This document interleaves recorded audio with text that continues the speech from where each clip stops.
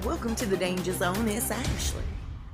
Everything in this video can be found on a public domain, and the full disclaimers down below. And I wish you lots of love and many blessings your way. Happy Dog's Day, y'all. You know, the one thing I was noticing over the last couple of weeks, trying to keep up with everything, was the fact that Meghan and Harry never look the same from one picture to the next, from one little Zoom call to the next. What's going on with that? And you can clearly see they're absolutely, in my opinion, on something pretty heavy in quite a many of these pictures. Now here in the States, it was a big deal about 10 years ago where they take these hardcore drug users and they take their pictures, the very first mugshot from the very first bust. And then about 15 arrests later, 2 years time typically, they would compare how they've aged, how they've just gone downhill. They go from fresh-faced and innocent almost to the crypt keeper in a matter of 2 years. I just thought I'd put together a little bit of a slideshow to see what 2 years looks like on Harry and Meghan. And it's totally obvious who gets to spend the money in the relationship. Meghan has gone from the crypt keeper to almost better looking. I give her plastic surgeon all the credit. They can't suck that soul out and change it none, because that wickedness is still in her eyes. I wanted to point something else out real fast before we get on to Harry. I felt it was very disrespectful, that Hub Kitchen call. She sat there with her dang white t-shirt on and her bra outlined. And I get it's 2020. We're not about modesty these days, but those women are. They were sitting there totally wrapped up conservative, dressed very modestly. Not Meghan. Is there any time at all for any reason that Meghan's not about herself, showing as much of herself as possible? I'm just curious. Now let's take a good look at Harry. He needs help immediately. Check these pictures out, y'all. This is 2 years' time. Now, even though it's just my opinion, let's clear that up real fast. I don't want to get in any kind of trouble, and we know how they are.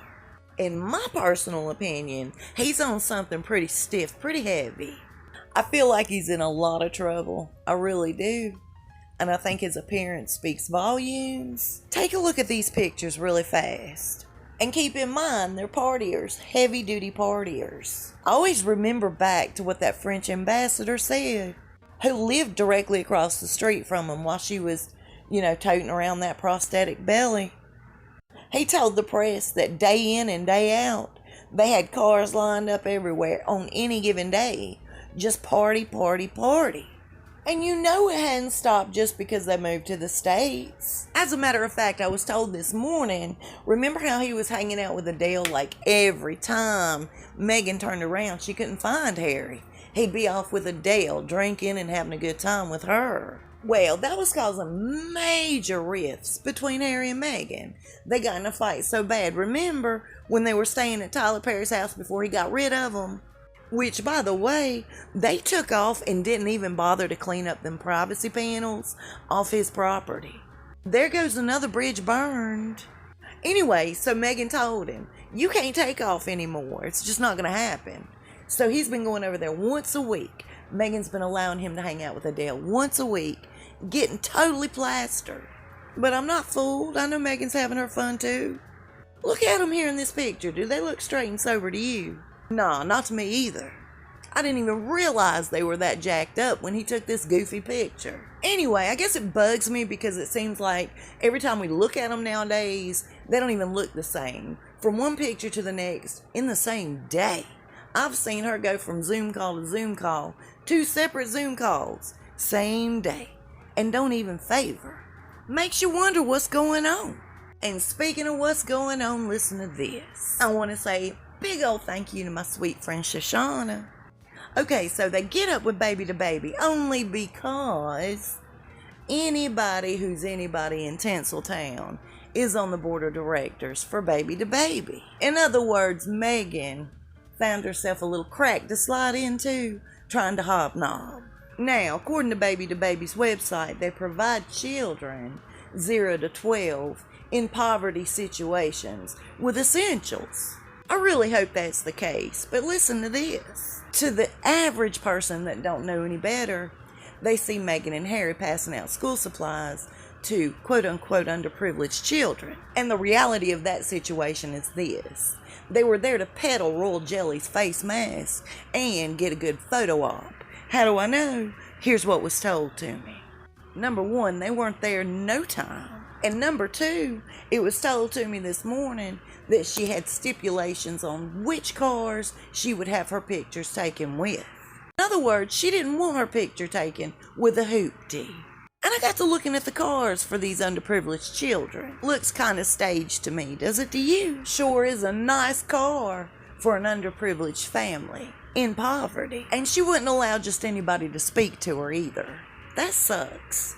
Now, I remember when Tyler Perry was trying to get him out of his house. He couldn't deal with it anymore, and he gave him a time frame. And they were like scrambling. She needed the perfect house. William got completely upset with Charles. Why? Because to the average person, they're being told that they took out a mortgage and put so much down, just like an average person. But the reality of it is, Charles dug deep into his pocket and helped pay for this nearly $16 million mansion. Does she have something on Charles we're not aware of? Their relationship has been called flirtatious, and let's face it, that's been her MO for quite some time. If she'd flirt with this high school kid, please don't tell me she wouldn't, Charles. An old bloated rich prince. I'd flirt with that toad. For him going deep into his pocket for Harry and Meghan's mansion, it really ticked William off. They're saying he's even wondering, why in the world does Charles bend over backwards for these people? When will enough be enough? They didn't find freedom, they found a free ride. They've not even paid back for Frogmore yet, nor will they ever. I'm here to tell you. They can lie till they're blue in the face, and I'll never believe they flipped a dime back to the people for Frogmore Cottage.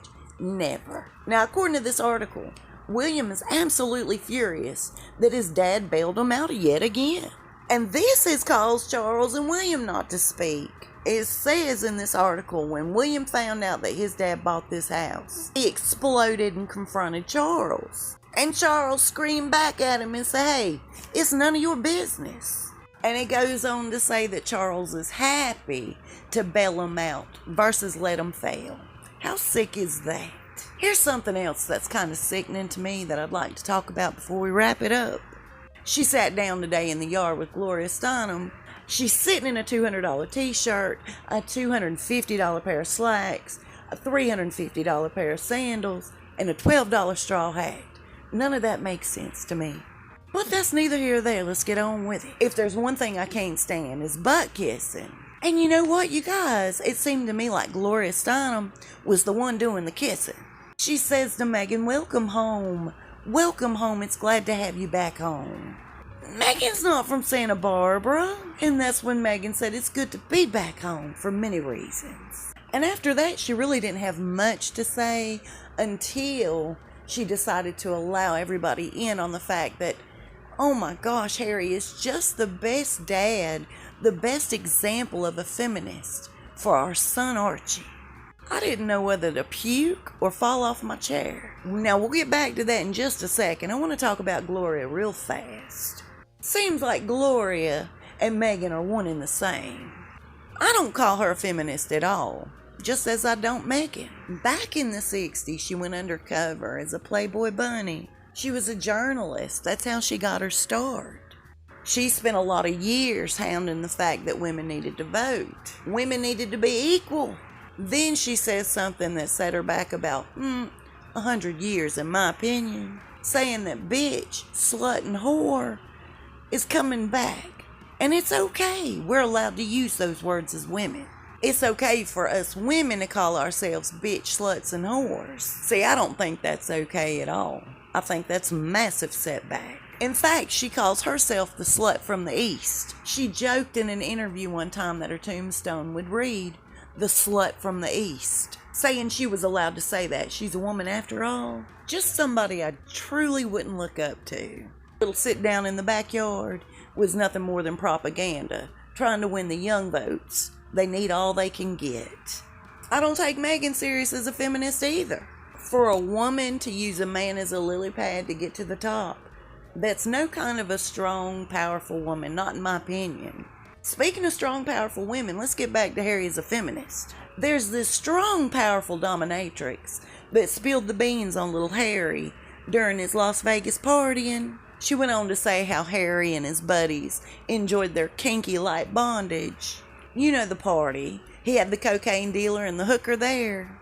Because you know how those feminists love hookers. And he can't help himself but eye every female that's in his presence like a basket of muffins, like a true feminist would.